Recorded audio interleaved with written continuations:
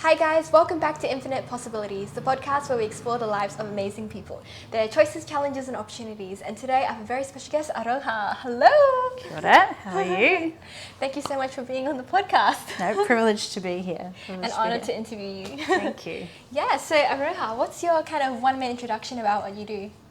What I'll do is I'll do what we call my pepeha, which is introducing myself in Māori. So, ko hikarangi te manga, ko waipu te awa, ko horauta te waka, ko Ngāti Porou te iwi, ko Aotearoa toku kāinga, ko Robin toku mama, ko Pere toku papa, nō reira, ko Aroha taku ingoa. So that is how beautiful. We introduce ourselves.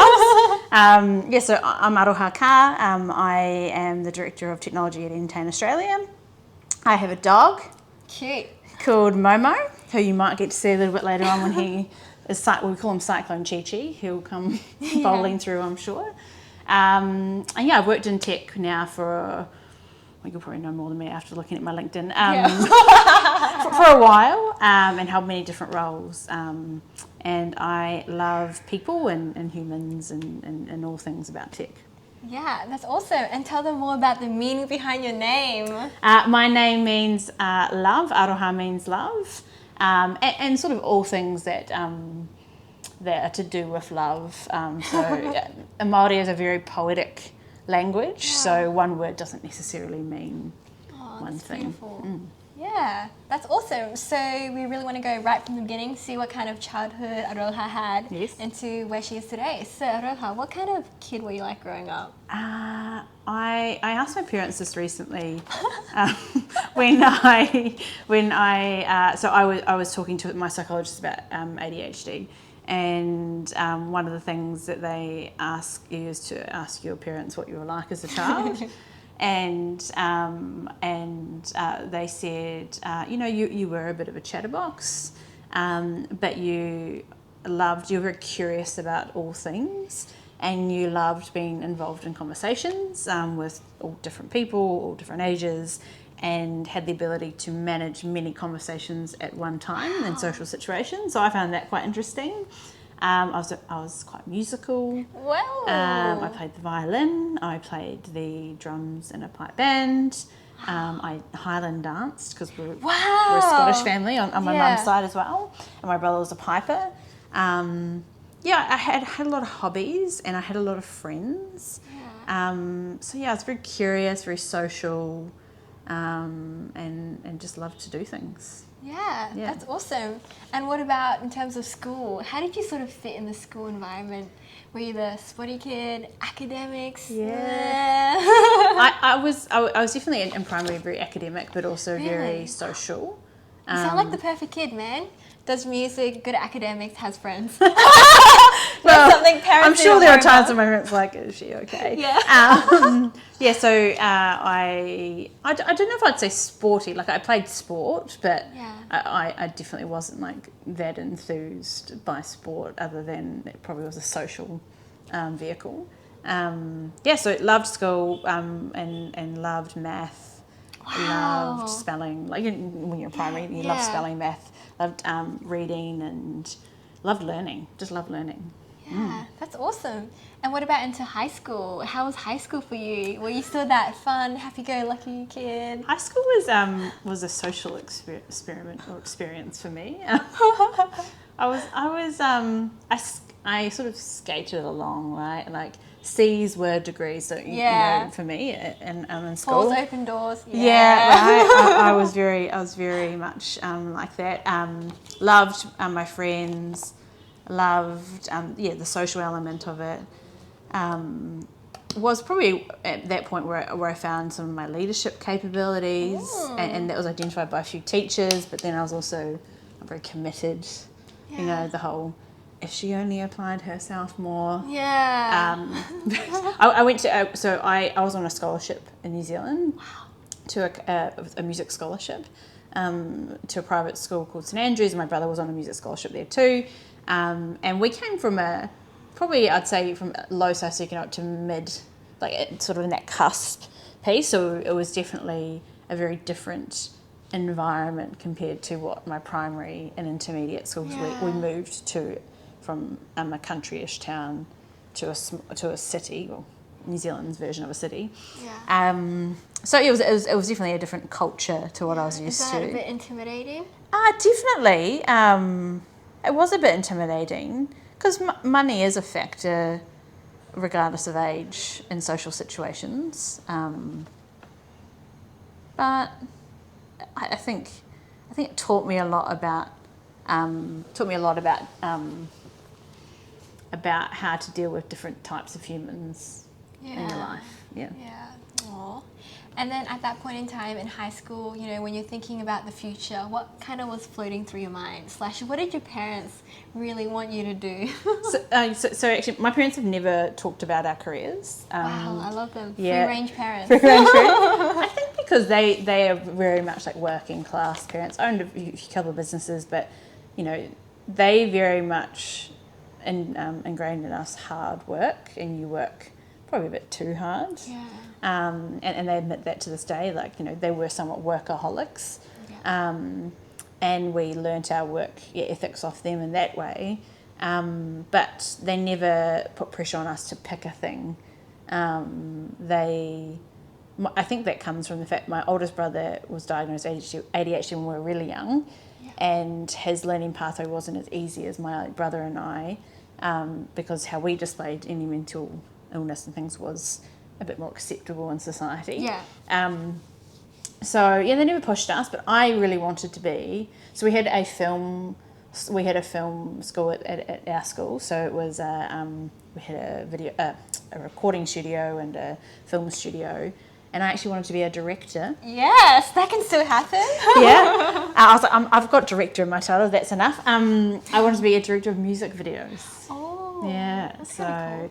went on like behind the camera events and things like that in school holidays, and learned all about that, and just loved creating art in that way, but also loved the process of ideation of a thing through to managing multiple stakeholders, through to the production of it, and then the release of it, you know, which is somewhat what I do in tech now. Yeah. So it was Dreams interesting. come true. Yeah, but I just thought I'd be directing Akon on Snoop Dogg's video. Yeah.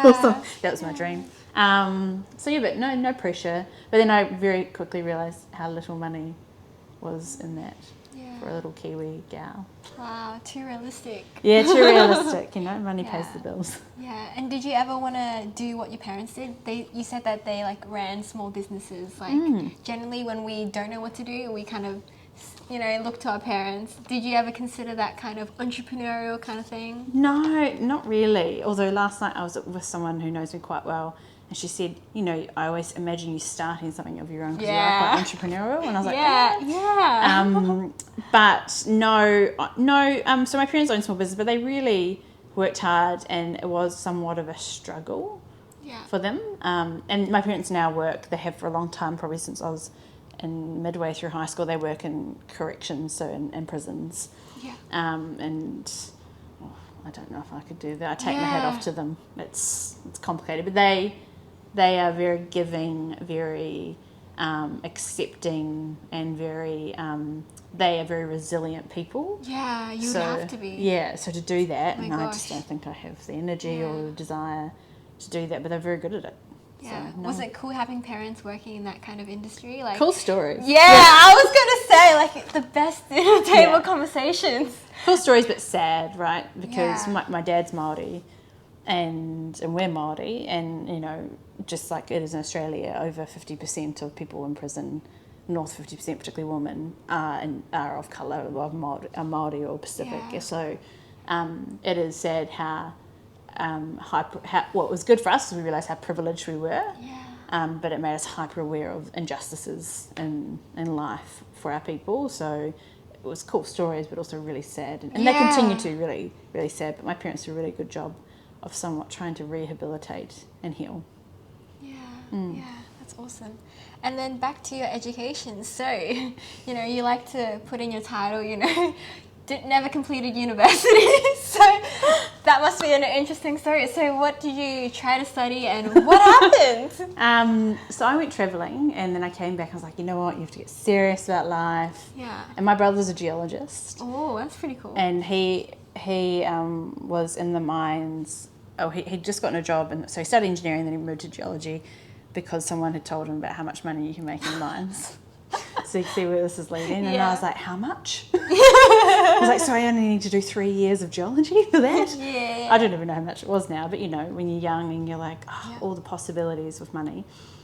And I think because we come from a background where we didn't always have money, but we were exposed to it, that might have been why him and I were focused more on that, where my older brother went to a different school, wasn't focused on that, just a lovely human.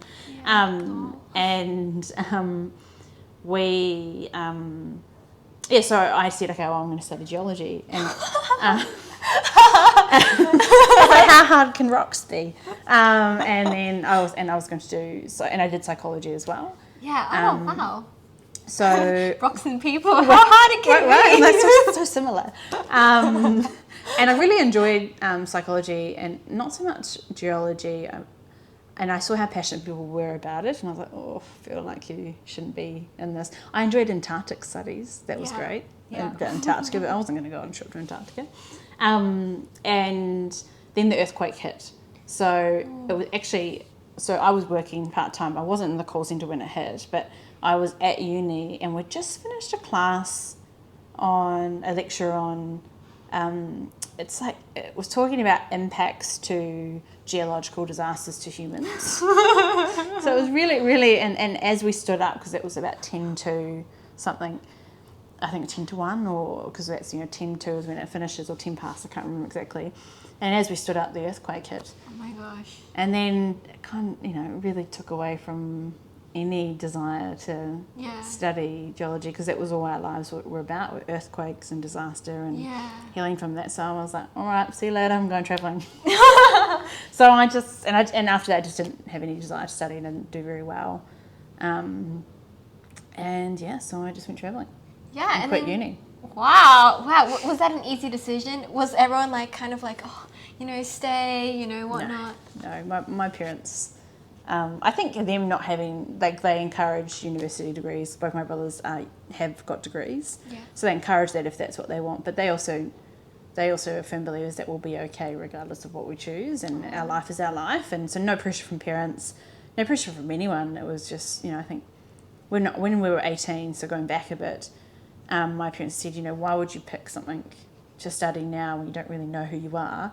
Yeah. And so we're like, okay, well, we'll go travelling for a year and a half around Europe. And they were like, oh, okay. So we worked for a year and then travelled for a year and a half. So they were really encouraging of that. So that's what you did straight after high school? Yeah. So they were really encouraging of that, because they were like, you don't want to just go into a BCom or a Bachelor of Arts when you don't really know who you are.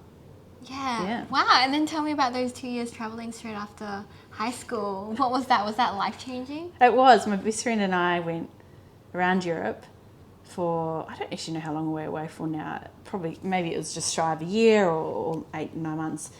I don't actually know. A year and a half. You can make it up. I can't remember that far. She'll be able to tell you. She's got a great memory. And we went around Europe and we camped for most of it. Oh, that's so much because we were poor. Yeah. And it was peak recession. I think it was like 30 New Zealand dollar cents to a euro or something, or a pound when we were there. 33 cents. So it was ridiculous. And so we travelled around and we met heaps of people and we lived on crispy noodles and sauce and mayonnaise and tuna. The good days. And, 20 euro cents, like cartons of wine, and it was but you get to live like that for a year, right? So you extended your kind of time frame, right? So we're like, we'll do this. Met great people, had great experiences. Our friendship was one, and I think again it created a element of resilience that it's okay. It's actually it's not a bad thing we didn't go to uni. It's life didn't end, nothing. And when we kind of came back, everything was the same. Wow. So at home, so we were like, oh. And I think that then triggered her and I to then travel more and move away and do things like that. And so we've both since then done that. Because I think it shows you, and it's not like we're immersed in the culture. We're bloody in a camping ground half the time eating crispy noodles. But we were immersed to a point, right? We were exposed to how the challenges you face when you are in countries that you're not familiar with and people you're not familiar with. You don't have your support network and a lot of money, so it teaches you things. But it also I think gave me a desire to learn more about what is out there outside of New Zealand. Yeah. Wow. Yeah, Little it was New fun. Zealand girl. I'm like, sees the we're world. out. Yeah. Yeah, and did you have that feeling like, because you were traveling for like a year, and then you like worked like a year to fund it. So did you have that feeling that everyone kind of moved on when you came back? Like, Yeah. was that kind of like FOMO? Like, oh, you know, people are like now on to uni, on to like doing other jobs and... No, I actually kind of felt like, because most people were at uni. Yeah. I kind of came back and because I'd accumulated some debt from my parents, and you know, as you're like, can you please transfer me? Yeah. You know? And so I came back and worked it off, and that's actually when I worked in a call centre called Telecom. It's now called Spark in New Zealand, and that's when I really started to realise that my ability, because I worked in a call centre before I went travelling, so I worked at IRD to save money. IRD's like ATO, to save money to go over, and I was quite good at it. It was just, I'm not saying call centre work's easy because it's bloody not. Yeah. But I was like, I'm quite good at doing these things, talking to people, retaining things, and I always have this saying about call centre people: pick your naughtiest agents because they're probably going to be your best leaders. And I was quite naughty, you know, I knew how to like skew the stats to make it so like a longer break, and you know, you learn how to game the system, right? Yeah. And then when I came back and worked at Spark, I realised I was like, oh, I'm actually quite good at some of like learning systems very easily and applying, you know, doing it quite easily, and then also having somewhat of extra things I can do on top of it at work. So given more work, and the more work you're given and you execute against, obviously that leads to more opportunities. So that's where I probably realised at that point, I was like, oh, okay, it's not just a job, I can actually make something out of being in a call centre. Yeah. And then I studied at the same time. We know how that turned out. And what about the psychology part? Like, you know, the rocks, meh. But like the people, like, you know, like that call center job kind of shows that you're pretty good with people communication. So why not follow the yellow brick roads as a psychologist? Right? Well, because that geology dream of money was always the front of mine, wasn't it? Didn't really understand that you can also do that through psychology. I was like, rocks are the only way. Yeah. I know. I was like, what was I thinking? Which is why I always encourage people, if they're going to do a degree, go talk to the people in the field first and cover up all your questions, right? Money being one of them, because it's just an important topic. Like, it is. What does your future look like in terms of REM and things? But no, I loved psychology. I just didn't see value in it, and I don't know why at that time, but it's always something that I'm drawn back to. Yeah, who knows, you might finish that degree and Might take that out of your bio. Right? I'm like, I've done this. Yeah. I'll go back to Canterbury Uni just so that I can say I finished it.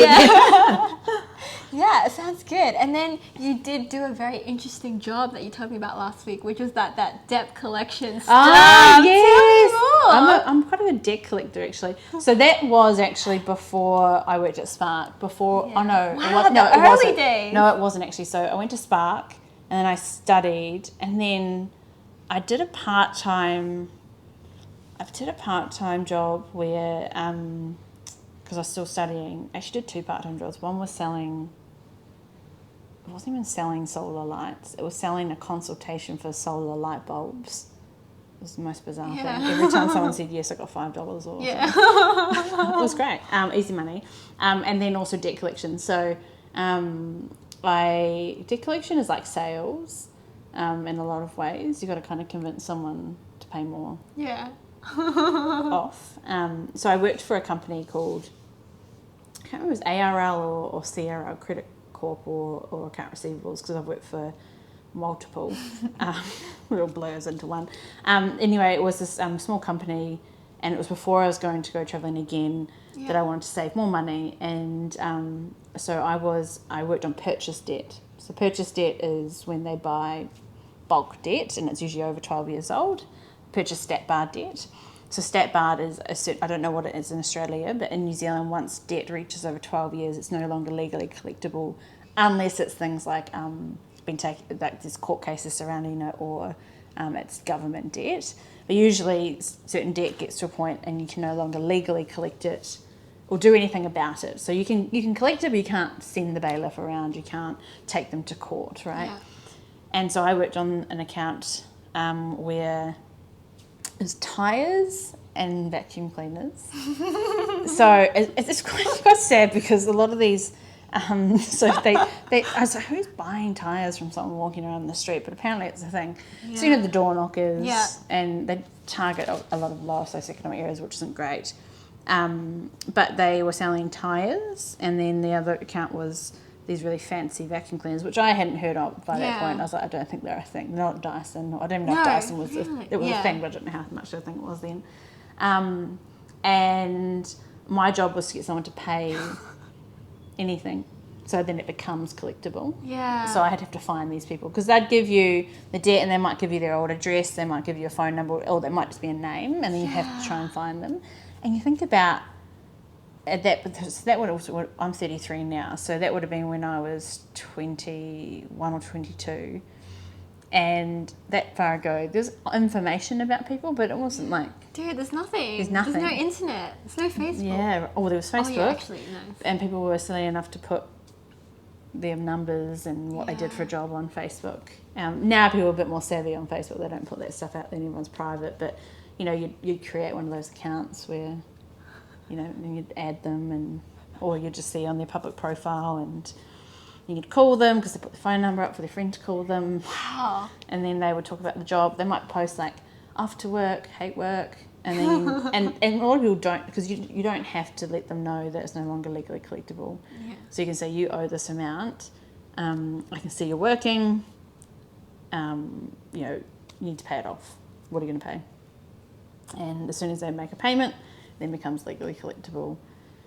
And then we'd send the bailiff around to collect the payment or things equivalent to the payment, which is a bit sad, but also a lot of fun trying to find people. Yeah, A wow. challenge, So yeah. was that like a 9 to 5? You just, I guess, stalking people? Yeah, stalking people. So what did we use? We used like Facebook and like company searches and, you know, general Google searches, and would call people of friends, you know.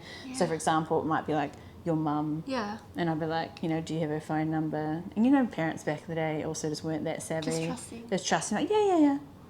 And I'd act as people's friends, and it's a bit rude of me, but yeah. I was like, oh, Be it's, careful. you know, it's Aroha. They're like, pretend like they know me. I'm like, they don't have a friend called Aroha, do they? I'm just trying to get hold of someone, so I don't know where a number's gone, but I really need to talk to you about something. And they're like, oh yeah, sure.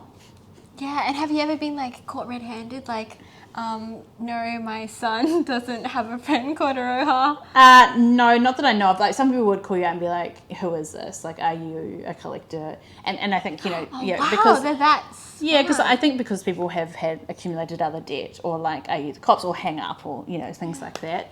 But typically because, again, people didn't necessarily know that this debt was there. So a lot of people aren't aware of debt that is there, weren't aware back in the day, because the companies that sold it to us weren't very good at like communicating to them, keeping their details up to date. Yeah.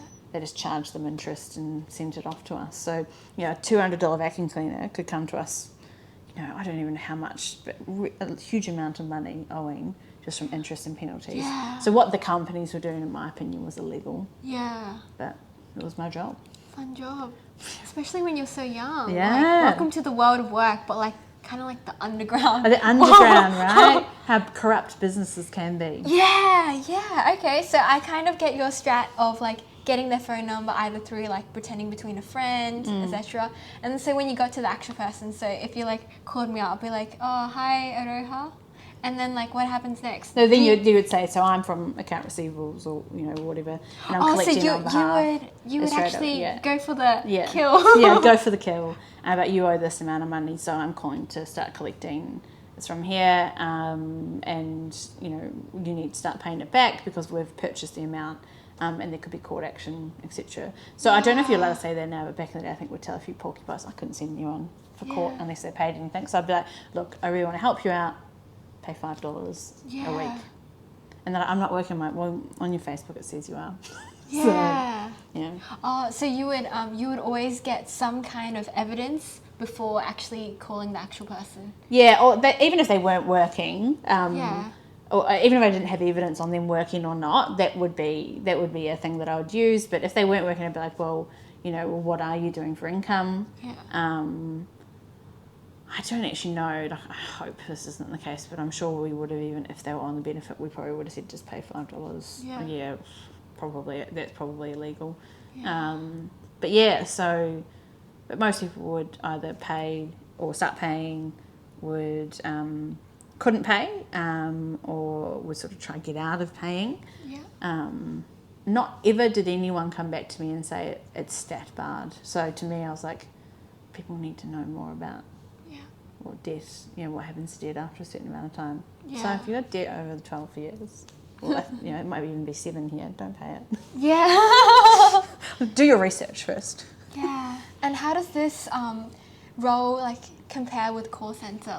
This one is confrontational. You're confronting someone, and I expect people are probably going to be very angry, very defensive. Oh my gosh, you're just a young kid, and welcome to the world of work. And angry adults are pissed at you. Yeah. A few were, but I actually recall more people being angry at me working at Spark for customer service. I also then moved into debt collection and also into what we call credit approval in Spark. Yeah. And so credit approval, when the iPhone released, I was the person that would decline you for getting I'll be on the other side of the thing. So our retail stores would put forward your credit application, and I'd look at your credit score and look all of that, and I'd decline you based on certain things. And so, and if they wanted to object it, or to talk to us, we would take certain calls. Yeah. And I had more angry people not getting their first iPhone. Yeah. Because this is a piece of cake. Yeah, because they had a bad credit score, or they had no credit score. Yeah. And so that used to be, I could have way more angry people that... Yeah, wow. But it's kind of good in some way you develop thick skin from early on. Yeah, you do, yeah. This stuff, work in the corporate world, surely. I don't know if it's worse in terms of people not being very nice. Yeah. But you have a very solid foundation. Yeah, I do, and maybe I need to remember that sometimes. You've been through worse. I've been through worse. I'm like, this is nothing like that time that person called me. But I also I understood more people who I was collecting debt from, why they were upset, particularly some of the debt that I was collecting, because some people only just were able to put food on the table, let alone maybe a 5-10 grand debt that accumulated from this thing that someone sold them, that they probably shouldn't have sold them.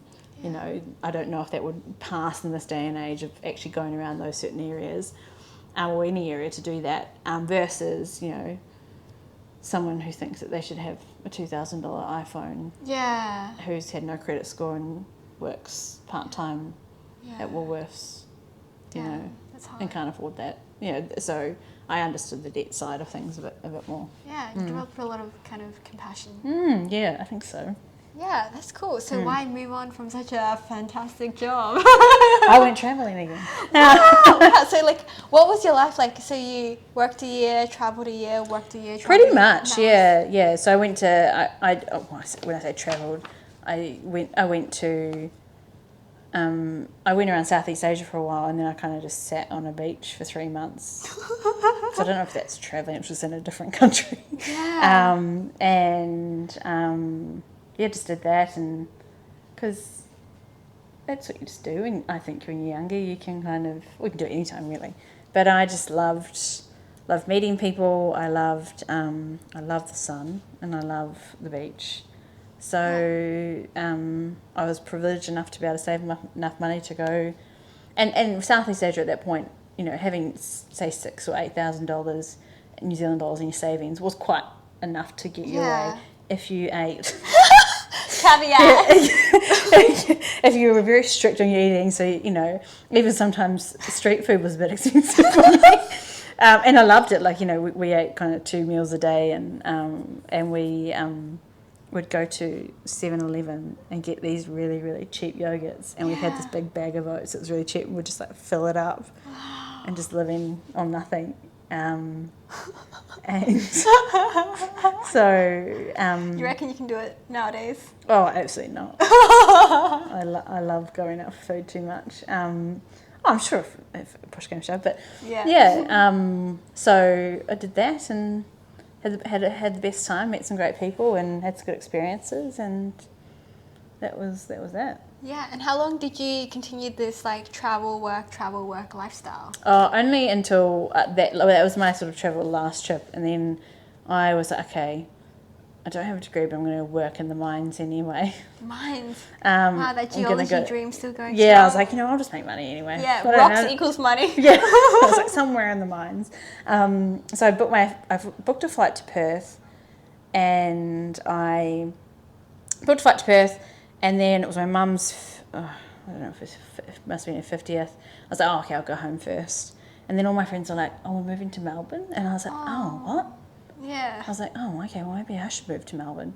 I love it. Not too much thought goes into it. Like, that sounds fun. Yeah, I'm like, if you're all going there and doing that, I want to go there and do that. Oh, there we see the FOMO kicking in. Right there, the FOMO. So I worked in a hospitality job at a restaurant for a while, loved that. And then I saved enough money and moved to Melbourne, and then got my job at Ilion, which is on the LinkedIn. So now we've been to the LinkedIn world now. Yeah, wow. And what kind of stuff were you doing at Ilion? So I applied to be a debt collector again. Wow. Did you like that job so much, or did you think the money? Just good at it. No, you're supposed to point I liked it. Parts of it weren't great, but you know, someone's got to do it. And good at it. And then and at the time I thought this was great, but now looking back about it, it's not great. So this is something. So I was in the interview, and I was interviewed by someone, and who turned out to be a manager for a while, and he said, I want to give you the team leader role. And I was like, why? Because I'd done a few things like leadership wise. I'd worked at the Red Cross in the leadership capacity. I'd done things throughout. I've had a lot of jobs. And he was like, and you just smile a lot. And I thought it was a great compliment at the time. But now I'm like, I don't know if that's what you should give. Yeah. I mean, you still smile a lot. Yeah, I do. I was like, I don't know if that should really justify a leadership promotion. But I was like, sure. So I took it. And I think at that time I was like, I'm going to be rolling in the money. And we're going to be having so much fun in Melbourne. And then I had my taste of like an official team leadership role. And I got given a pretty hard accounts and a team that was a bit disjointed, and they hadn't had a leader for a while. And I managed to turn them around from being a pretty low-performing team to a very high-performing team. We were collecting on Foxtel debt and entertainment debts. It's pretty hard debt to collect on typically versus banking and energy and things like that, and ATO debt. But this is my first taste of what I would call sexism in the workplace. Two of my managers, I won't name because Beep. Manager A and manager B. Yeah, so manager A, who told me I smiled a lot. I had a girl on my team, and I still actually know her to this day. I caught her up for only a few months ago in the Sunshine Coast, and she's this larger than life character. She is just, she's just fantastic. Anyway, she also happens to be, in a lot of people's eyes, extremely attractive. Which shouldn't really come into it. And I was wearing normal clothes, but because on her they were deemed everything's hot. Everything's hot, right? They were deemed inappropriate. And he said to me, Manager A, he said, have you talked to this person about her clothing yet? Because he told me about it. And what he had told me is that there was a boardroom, a leadership boardroom, it had glass windows, and you'd kind of walk past it through the call centre, and she'd walk past, and he said, because when she walked past, all of us turned and couldn't take our eyes off her. And I was like, I feel like that's a you problem, and it's a bit disgusting. And then he said, well, you need to talk to her. I said, well, I'm not going to talk to her. And then about a week later he said, because obviously she'd worn something else that they found that they couldn't take their eyes off Yeah. there. I was like, how are we talking about like she's wearing a miniskirt or like a what? I don't like. I don't even recall. Like, to me, I'm almost like. I mean, it's a bit embarrassing for him to admit like, Right. oh, these guys are kind of drooling. But I feel like this is sometimes the issue, is that they don't really realise what's coming out of their mouth. I'm like, you sound stupid. Yeah. And I said, well, I'm not going to talk to her. Yeah. I was like, because I don't think anything that she's doing or wearing is appropriate, and actually it's your issue. Yeah. And he was very mad at that. Oh, damn it. And so he moved me under another manager, who actually turned out to be even more of a creep. And was caught. I got complained to by a person in one of the teams. So there's a few leaders under us, and her leader was a guy, and he was fantastic, but she didn't feel comfortable talking to him, so she came and talked to me. And my manager had been inappropriately messaging her, and he was married. Oh, damn it. And then I'd raised it because I was like, well, this is ridiculous. Not even that he's married, they should just shouldn't be messaging her. And so I was like, I just can't work at some place like this. Yeah. So I quit and went and worked for the competitor, Wow, okay. which is Probe. Yeah, and how was that company?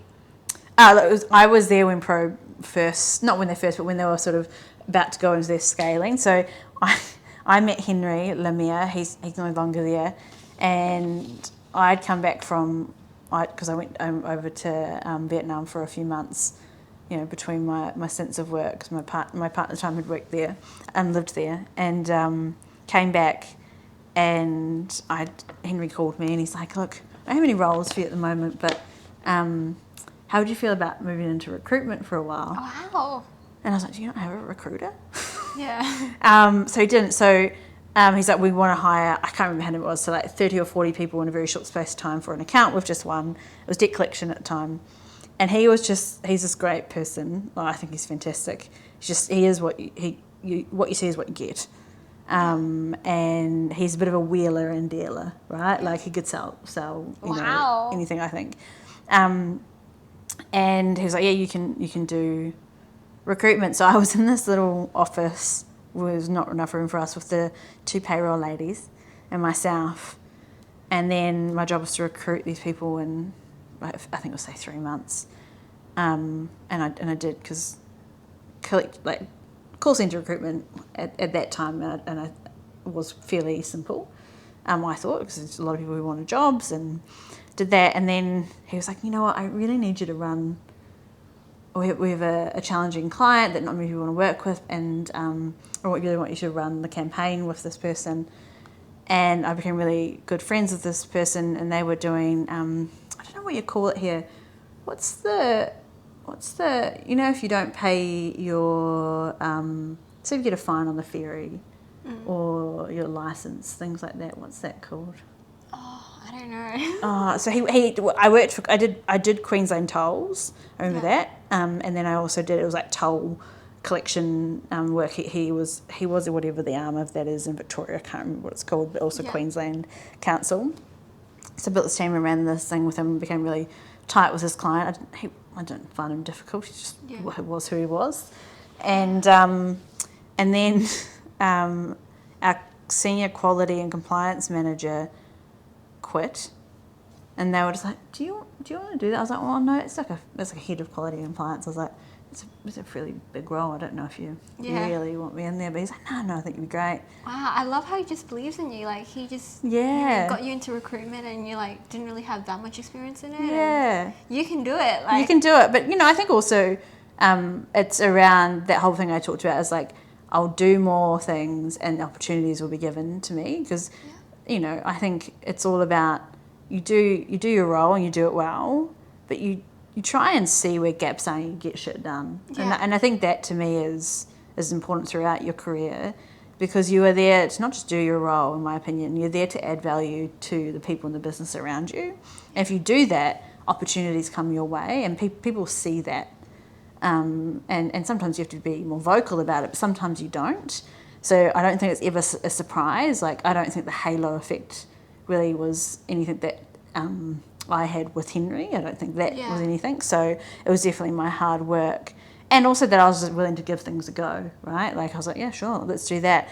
And next minute I was in senior leadership meetings with all these people, and I was dealing with clients. I was building up frameworks for some of our Simply Energy and some of our biggest clients. And then we hired in a COO, and so they wanted to take Probe from being not so out. So this role actually entailed having teams in Manila. So we had Manila and Melbourne. And then they wanted to scale out the organisation to be a larger BPO, and that meant more sales, more back office, not debt collection, etc. But still run that arm. And so while I was running the compliance team, I got a really great opportunity with the CEO, COO person. He's now the CEO. He's still the CEO. He was the CEO at the time. He brought in a bunch of people that he'd worked in, like Telstra and different companies with it, in his old BPO company. And then I got to go on their project team. So still running the quality across Manila and Australia. And I was part of the project team to build out the process to acquire the first client and then outsource it. And I had a fantastic team of people who reported to me in Manila, far more competent than I was at this time, but amazing. It was great. And so we then went, and our first client was Toll Priority. So we're moving into logistics and services. And so I went to Sydney for 6 months and sat beside everyone at Toll Priority with my team and assessed everything and made this recommendation of outsourcing the work and improving the work. And we did a few other things similar to that. So I really learnt about I suppose project management, multiple stakeholder management, inclusive in project management. I learnt the process of assessing a piece of work in detail and then making recommendations for operational efficiencies and cost efficiencies, etc. And I just had this exposure to these brilliant minds and experienced people in the industry, and I really took that time to absorb everything, and they really took a bit of a bet on me, really, to do all of this. And I had a fantastic time.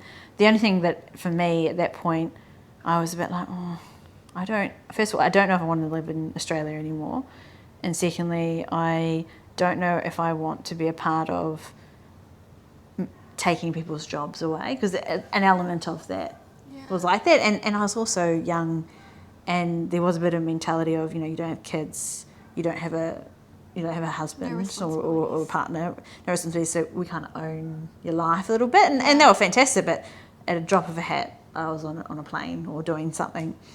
And I loved that, but it wasn't sustainable. So I made the call and I was like, I kind of want to be in a company, and this was the turning point where I was like, I don't want to be on the service end of it. I don't want to be looking at how to solve a customer issue after it's happened. I want to be there in the creation of the thing, and so I can remove any of these customer type issues. Like I love the idea of project management. I love the idea of scaling and transforming places and looking at cost efficiencies and operational efficiencies. But the element that I didn't like is I had no control over preventing why a customer had an issue, why they got in debt, why they were screaming and yelling, why... be more preventative. Yeah, preventative, yeah. And that's where I was like, I kind of think I want to be in product creation. That's awesome. You just create your own job title, man. Right? I was just like, what do I want to do? And so I applied for MYOB, and I moved home to New Zealand to do that. So they interviewed me in Melbourne, and it was a call centre role at first. It was a payroll, but it was a payroll service excellence leader. So what that meant was MYOB at the time had acquired a bunch of payroll companies in New Zealand to collapse the market. So I went over there to help with the acquisition and the transition into MYOB, also build a payroll centre of excellence, not just call centre, but excellence. And part of that was the maintenance and sustainability of the products that they had acquired, so working with the development team. So I was like, that's kind of how I started to get my foot in the door with that. Yeah, wow. And did you have any kind of like imposter syndrome throughout this whole thing? Like, you know, you're still like fairly young and you're just doing all these senior roles that you, one, might not have much experience and two, with like people who are like very, very smart and brilliant. Yeah, I think, yeah, definitely. But I also think people, I think to this day they saw, and I hope I'm probably not sometimes, we're quite patient. Yeah. And I must have in some, I definitely think back, I was definitely scared, but I did a lot of my due diligence and research and tried to know my stuff, and I did. And if I didn't, I had someone in the room with me that did. And that's really nice to have today, is like, if I don't have the time or capacity or I just don't know, I bring someone with me. Yeah. It benefits them to be the person relaying the message, and it doesn't come via me unnecessarily. But it also, and gives them exposure. But it also means that I'm allowing other people on my team, people outside of my team, to communicate directly with my team, and it doesn't have to be me that's talking about things. I don't have to be the expert. Yeah. So that taught me that really, really early on, so you don't need to know everything. Yeah, delegate. You don't have to know everything, and if you do, then that kind of gets rid of imposter syndrome. Yeah, in some ways, yeah, but it's still there. Yeah, that's cool. And then tell me about MYOB and then when it finished. Yeah. And story time. Boom. Yes. Turning point. Let's go. Turning point. So I had a fantastic leader. His name was Hayden. I'll name him because he is a fantastic leader. He's still at MYOB. He's a bit of a visionary himself, and he was tasked with overseeing a lot of this payroll acquisition piece and all of that, and he kind of just let me do the things that I wanted to do, created that sense of freedom, gave that direction, and I built this really cool, funky payroll excellence team of just a bunch of misfits. Oh, I love it. And probably the most percentage of women I've ever led. And sometimes I felt sorry for the guys, because I'll tell this funny story. We had this this agile board, and every morning we'd do a stand up, but we had more things on it just outside of what's WIP and things like that. We also had an area where if we were all, because we all synced in on our periods. Yeah. It's a thing. It's a thing. You could tell because all of a sudden. Were they syncing with the alpha woman? I hope so. Yeah. And we'd all come with no makeup on. Hot water bottles. We would also put like a shark up on the board, like a picture of a shark, and it was Shark Week. Yeah. And the guys would be like, oh gosh. Because they just knew that they needed to be treated a bit more delicately. Yeah. And, I know it's bind or stereotype, but it really helped them. I love it. When you guys are the majority, then you guys set the rules. Right, yeah. So we did. We set the rules, and, there's a lot more chocolate flowing around. Yeah. They might have done a bit more work than the other girls at the time. Yeah. So it was a lot of fun, and... Yeah, and so we were separated out from the other part of the centre because in New Zealand, I don't know if it's the same anymore, but you had to know something like 61 pieces of legislation to pay someone. It was ridiculous. So, and we wanted to, bought this company called Ace Payroll, and they were able to answer things for customers, and they had the best service, and I think it was 280 seconds on a call, where we were 2,000 seconds or something. Yeah. So we just integrated that. We were extremely high performing and just had a lot of fun. And I was and we worked a lot with the developers and releasing and being really proving that service based, or people who are representation of your customers, should really work alongside your developers. So we really proved out a lot of that in MYOB. But I eventually got a little bit, I needed something more, a little bit more of a challenge. Yeah. And so in Melbourne, they wanted to do a payroll centre of excellence to do with what we call, what do you call it now? I don't even know what it's called anymore. Not same day pay, PAYE. Single touch payroll. Oh. And so it's where Australia employers used to declare their pay once a year or every so often, and so it was now every time you are paid via an employee, it lodges with the ATO immediately. So that was something that I came over to. MYOB wanted to be the first company to do that in their products. So we built the service centre of excellence around it, and we did it with the developers. So we were very much integrated into there. So I ran that and ran the New Zealand piece from afar, and then I was like, I'm quite good at this delivery development piece. And that's kind of where it started. I just said, well, I want to be a delivery lead and lead development teams. And within a few months, I was in that role. Wow. Wow. Amazing.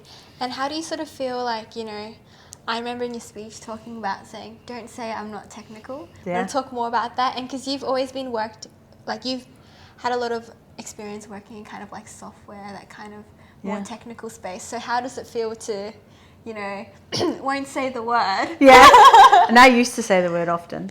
And I had a non-traditional leader who was my leader, who gave me my chance. And she had come via a BA background. And, there's a lot of what I was doing was transferable from a project manager, but also a BA perspective.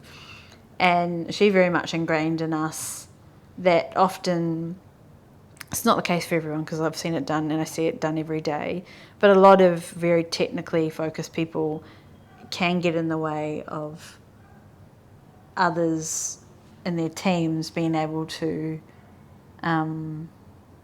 produce their own work or to produce their own ideas and not conform to what their leader thinks is correct.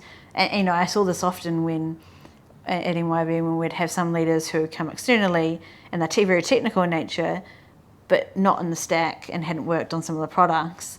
So often some of their biases were not appropriate for the things that we were working on, and that became a friction point a lot, where I don't have those biases. It's all about how do we improve the system, how do we improve the process. I need to listen to the experts. I need to validate sometimes if the experts are doing their due diligence by a piece of work, and I'll coordinate that effort, but never assuming too much, because I don't come from a place of knowing. Yeah. So I actually do think it was a benefit, but it took a long time for me to realise that. The only thing that my leader said at the time, she said, you need to build your tool, you said you need to build your tools in your toolbox, and you also need to get a really good bullshit radar. Yeah. That's what you need. She's like, so you need to know enough, and about the system, about technology in general, about process or the way and how something gets out to, from an idea into production, to be able to say, that doesn't quite sound right. Yeah. And until then, surround yourself by people who you can trust who'll do that. I, to this day, still surround myself around people I trust who can do that, because my bullshit rate will be off sometimes, and at my level, I can't necessarily always afford it to be. Yeah. So I surround myself with very strong, capably technical people who I can have open conversations with about that. And I think anyone in my position, even if they are from a traditional technical background, should do the same, because, we're not always right. Yeah. Yeah, that's awesome. Yeah.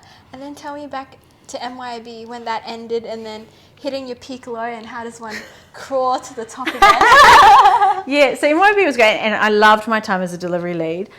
We did this massive program of work, which was called the Single Ledger Walk Up. We had too much fun as a team, because there was about 120 of us, and there was a bunch of leaders, and we were about to go through an acquisition.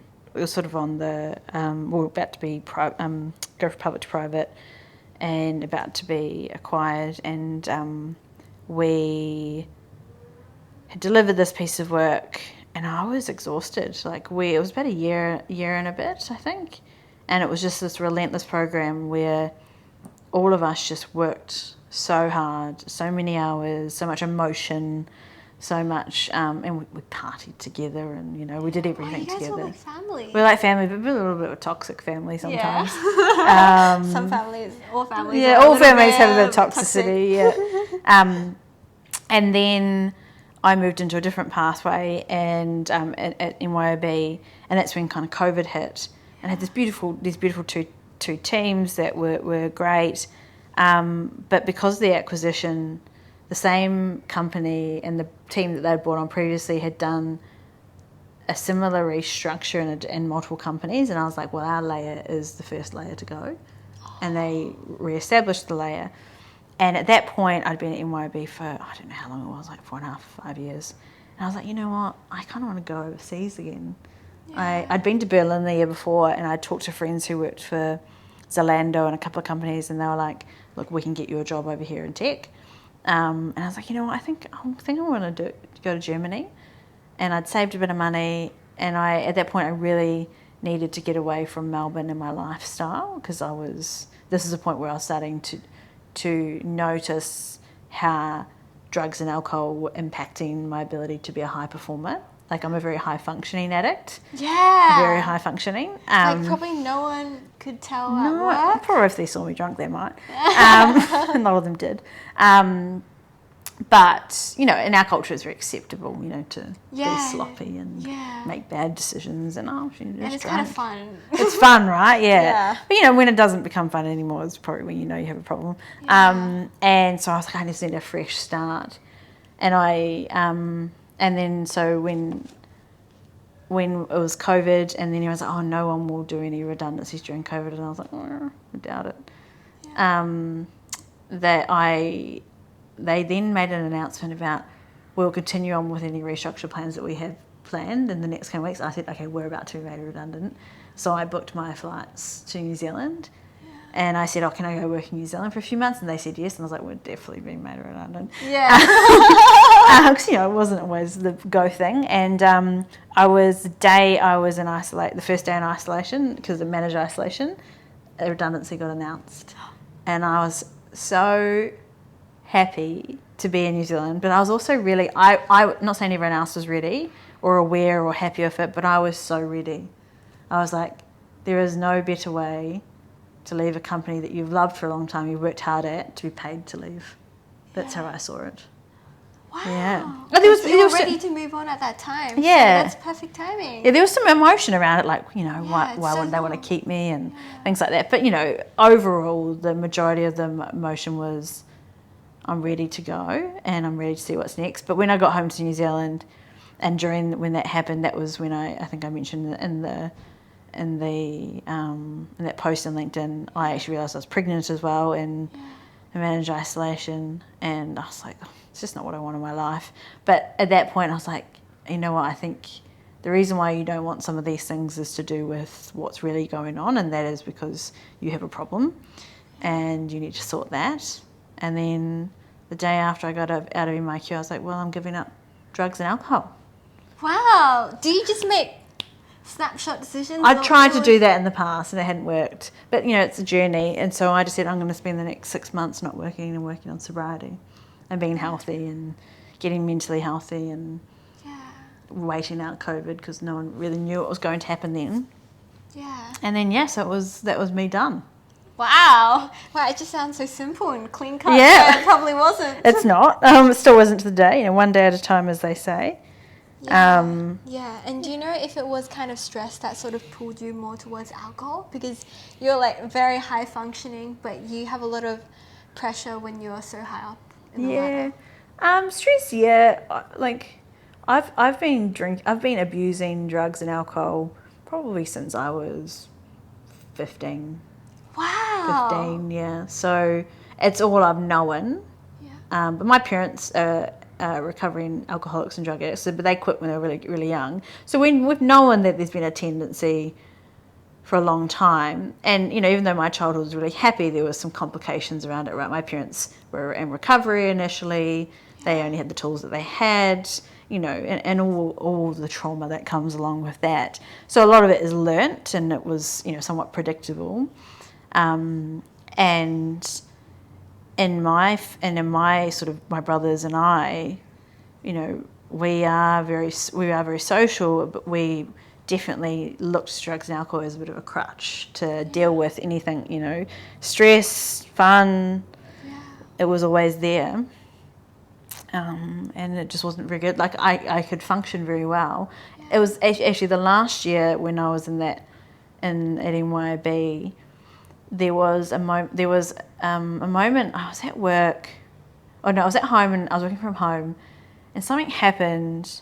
No, I'd gone to Bali. I was really down, and I went to Bali, and I was like, Bali will fix it. I'll feel better.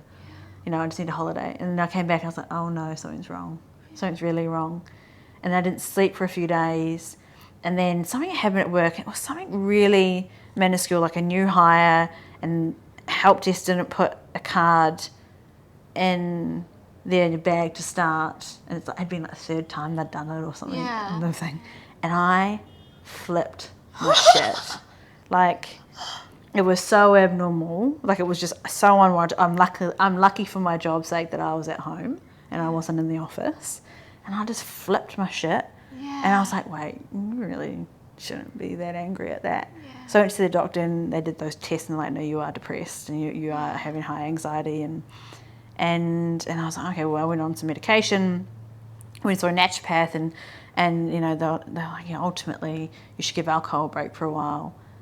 So, you know, there were multiple things leading up to it, because you only last so long at that high pace, you know, you're doing everything. You're sprinting. Yeah, sprinting, yeah. And I'm probably sprinting for a very long time, right? Yeah. And as you grow older, the more complicated your life becomes, more pressures there are. Yeah.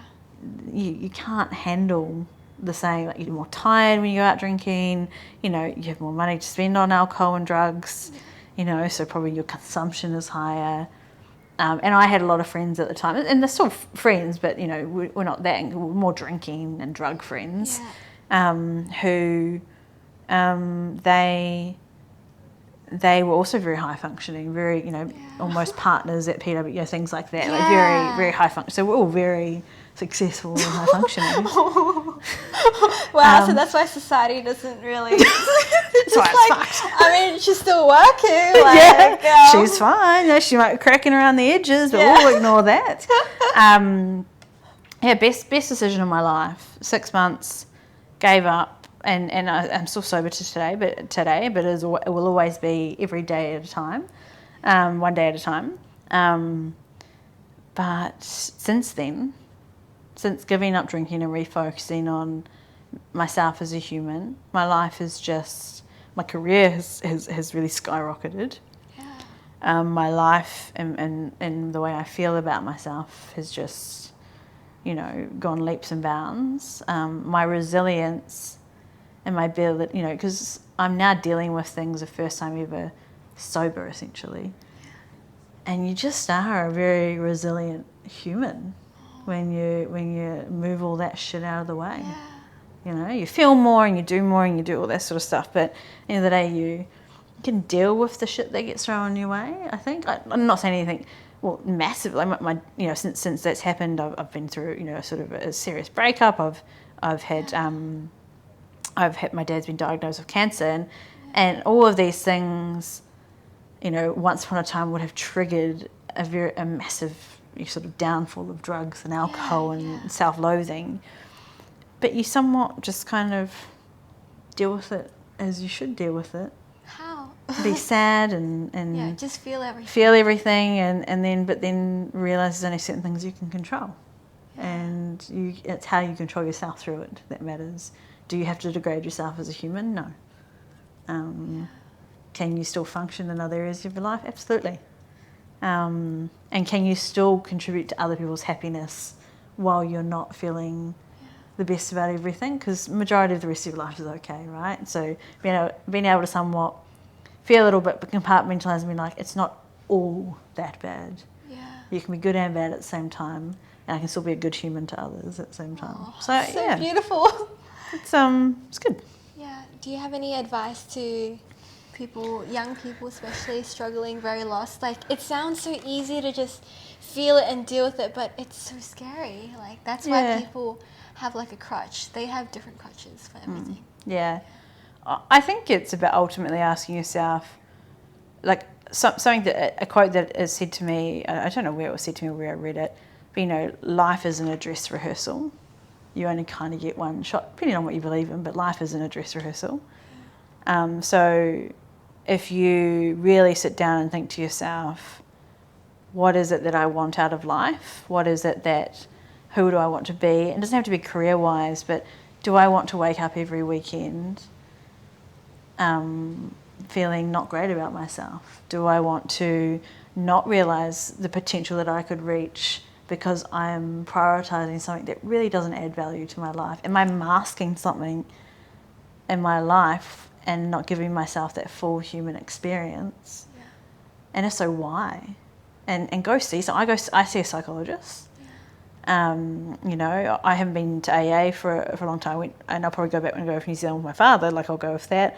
I talk about things a lot, and I do, you know, certain self-care and things like that to get through it, and it's always up and down. But I think anyone who is really struggling, get help, ask for help. Just reach out and ask for help to anyone. There are so many avenues to get help. But also, if you're not struggling necessarily, you haven't reached that rock bottom, you haven't reached that thing yet, just take a moment to think, are there any areas where I'm not allowing myself to live that full human experience and I'm treating it like a dress rehearsal? Yeah. Oh, that's beautiful. Yeah. And then tell me about the 6 months. How does one start rebuilding their life one block at a time? Like, it's a join Pilates. No. That could work. I first sort of made a declaration to some of my friends. I said, look, I do have a problem. I am an addict, and whether you choose to believe, because people have real issues when you declare do? It's so interesting. It becomes about themselves or their own drinking or their own drug use, and you know, it's because all of it really is masking. Like, not very many people actually recreationally do anything well, right? We can't even work within the confines of a set period of time half the time. Yeah. So, you know, I'd made a declaration, and I went to an AA meeting. I really started to talk to my parents about their sobriety and the challenges, and then I just really focused on self-care, so fitness. What a big thing I think for a lot of addicts is when you take the thing away, what do they do? What do you do on the weekend, right? When you don't go out drinking and have drugs, how do you socialise? How do you date? How do you do anything? So I found things to fill my time. I learned how to rest hard, and this is something that someone was talking about last night. Like, I learned how to be okay with resting. I really had to unwind work from being the thing that defined me and drinking being the thing that defined me, because I wasn't working at the same time. So, you know, I did things that I wouldn't normally do. I babysat my friends' children. I went to Pilates classes. I met people for coffee. I did walks with people. And then I went out for dinners, but I went with friends who didn't want to carry on in the night. I challenged myself and pushed myself to go to music gigs with my brother, and I would sober drive him, and and do things like that. So kind of like helping people and helping yourself. Yeah, helping people, help yourself, still having those experiences, realising, and I don't think everyone can go straight into doing those things like going to social events at night and stuff, because some people really do struggle not to then have a drink. But I think I had done that already for the last couple of years when I'd tried to give it up, so I think I'd already been through that journey. But if you can do it, just make yourself realise, I'm also extroverted, so it helps. So make yourself realise that you can just be there, and actually it's a bit of a superpower to be able to get up and leave when you want, to be able to feel good in the next morning. And actually one of my best friends said to me, she's like, isn't it sad, she doesn't really drink anymore, I don't think she drinks at all actually. She said, isn't it sad that when we were younger we had nothing better to do on a Sunday? We had nothing to look forward to, that we used to write ourselves off. And I was like, yeah. She's like, it's really sad. so I sometimes remember that, and when I wake up on a Sunday, if I choose to rest and stay in bed or do a lazy day, it's because I chose it and I need it. My body needs it. There's a lot of power in that. Yeah, so much power. It's like a little super. It's like your smug power. Yeah. Feel it's smug. Yeah, I don't drink. Yeah. So it was just challenging. And then when I was at a point where I was like, okay, and my mum said to me, in your first year of sobriety, you don't do big things, like move away or get in a relationship. But it kind of been about 7 months, and I said, look, I do want to go back to Australia to work. Like, this is a great opportunity, Caterpillar. Wow, you still want to work after that, man? I thought you'd become like a hippie. Like, no, look, I was doing all these. I did a retreat and did all this. I really condensed a lot in 6 months. Oh, you're still productive. My life was busy when I was unemployed. Yeah. And it was fantastic. If advice to anyone, even if you're not going through issues, take 6 months off if you can during your life, like in your career. Do it often. I will probably do it again one day. Really? Yeah, and bugger working all the way to 65? Yeah. And then not having those times off, like you've just taken a month. Yeah. Take 6. Take 12. Yeah. If you are privileged enough to be able to. You might lose your job as well. Right, but even if you're quitting, like, can you quit and take time off? I met someone last night at a meet-up, and she's taken 3 months off after quitting. Beaut. And she's like, I just cooked and drank tea and played games today. And I was like, ugh. I was like, should I quit? Yeah. I was like, do I need a break already? So we always rush back into the next thing, and I'm like, why? Plan for it maybe. I also had a redundancy package, so it helped.